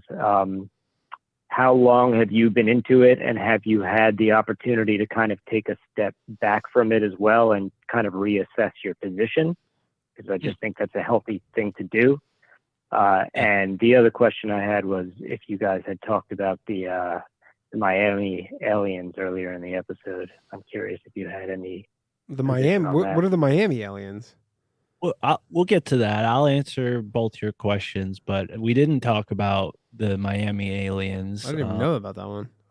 Yeah, they were calling. That was a few weeks ago. There was that whole thing about with the mall. With the mall. Yeah. Yeah, that was. I remember looking into that, and pretty quickly you were like, yeah, there was literally like a massive brawl broke out at some mall, and there was like someone pulled out a gun or something. And I've been in malls where that kind of chaos ensues. Like I've seen like chairs fly across like cafeterias or food courts. So yeah, I can imagine it gets pretty wild down there in Florida. But to answer your other question, I grew up, in the 9/11 generation, I like to call it, because when I was in elementary school, they sat us down in the classroom and showed us 9/11 as it, went on television, right? I was only in like third grade, so I was very young, but that stuck with me. I remember getting really charged up about the war in Iraq, and then I kind of fell away from it thinking like, oh, wow, I really got all stirred up to join the military. And, I was too young to join the military, obviously, but I just kind of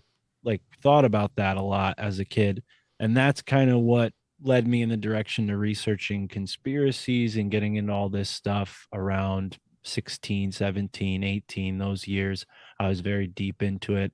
And it ebbs and flows, because I've had a normal life, like just job to job. After I dropped out of college, I dropped out essentially because I realized what I was, getting a degree in wasn't going to benefit me, and I preferred to teach myself. I think I've done a good job at that. But no, I think if anything, I have a kind of relaxed approach to what I do with the podcast. I kind of pick up my research and put it back down. Like, for instance, Danny reached out to me yesterday about coming on the show. Normally when I do a show, I'll, sit down and prepare some stuff. But a lot of this topic I've talked about a lot, and I've come back to it from time to time over and over again. But I think what's happened with me is it's like I set the intention to teach myself and learn about this kind of stuff. And whatever it is in the universe, call it God, call it, synchronicity or consciousness, it's kind of just pushed me into these experiences and these opportunities that have led to a deeper understanding of now a bunch of topics that people are really interested in.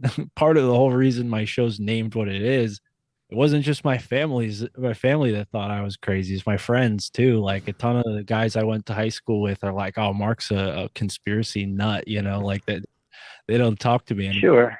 But yeah, it's something that I think, I have to have a healthy approach to, because I've seen the real consequences of what like isolating yourself into an ideology can do, the name Yeah, of you my want to Yeah, you want to have a. I mean, you definitely do not want to become the person who goes everything is a conspiracy theory. yeah. You're like, once you get that, you go, man, you're too far Well, the gone. name of my show might imply that, but it definitely, like, I think it's a joke, like my family loves me, my parents love me. I'm not like a reject or anything like that. But there's definitely in America and probably stronger in other countries this incentive to like do well by your parents and get a good job and go through the society, the cycle of what it is to be a citizen of this country. And for whatever reason, I've just always been contrarian to that and thought, no, I'm gonna research this stuff because I don't think what's going on is right. I think people are being pushed into a system that makes them unhealthy, unhappy,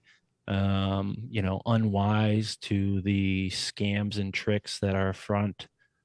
So yeah, I don't know if that answers your question, but I think I don't I mean, know. it kind of does. I mean, and you seem like a pretty relaxed, laid back guy and have a good positive attitude. But at the same time, like some of the stuff that I did hear you say, I don't want to say was alarming, but it's definitely some other perspectives that like I don't necessarily like.